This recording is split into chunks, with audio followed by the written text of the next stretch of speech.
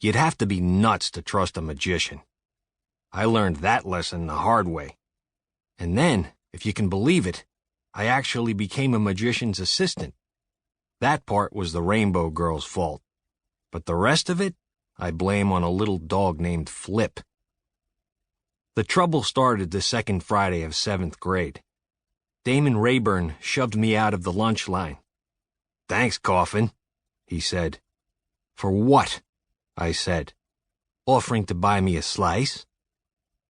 If you think a little threat like that could get me to surrender my pizza money to an idiot like Damon Rayburn, you know me pretty well. He slapped the back of my head and cut to the front of the line. "You're half a foot taller than him, Coffin," this kid half a foot shorter than Rayburn said. His name was Chucky Mull, but everybody called him Chunky Mold. "You should have belted him. Now he knows he can push you around."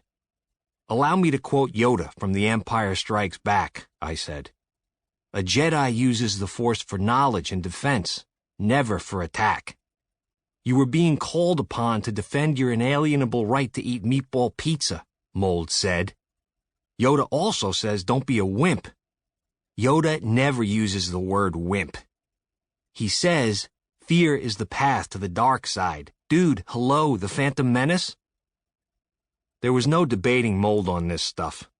He had the t-shirts, the sheets, too. I shoved him toward our spot far, far away in the dark corner where they kept the garbage dumpster nobody ever dumped. Mold's mom had stuck a note on the waxed paper that barely covered his foot-long hero. It said, "Love you," smiley face.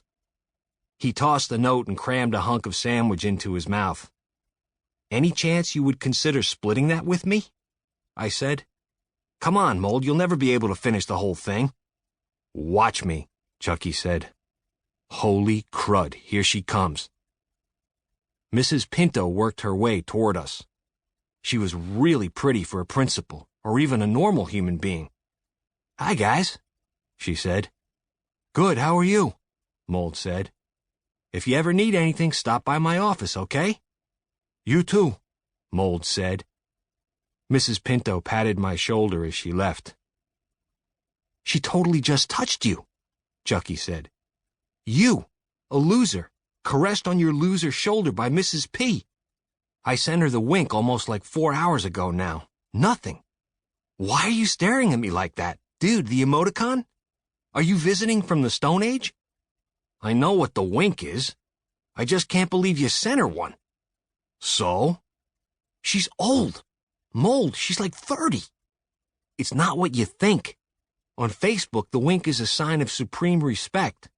It's like when somebody inspires you, you wink at them. It's true. It's an ancient custom that goes all the way back to classical times, the Greeks and Romanians. It's like you're bowing to her to acknowledge her awesomeness." "Then why not just send her a bow?" I said. "Because there's no emoticon for that, you moron.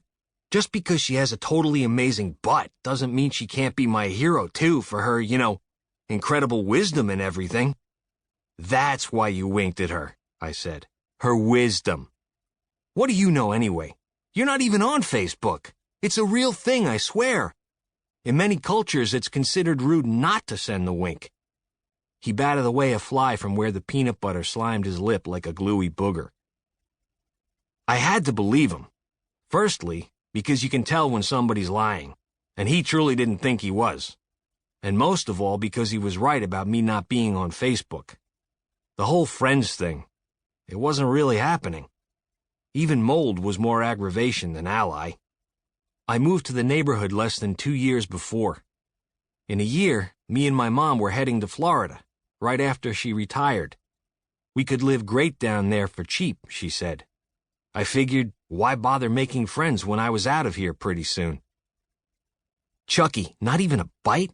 Really?" I said. "Dream on," he said. Or something like that. I couldn't tell with the sandwich all gunked up in his braces.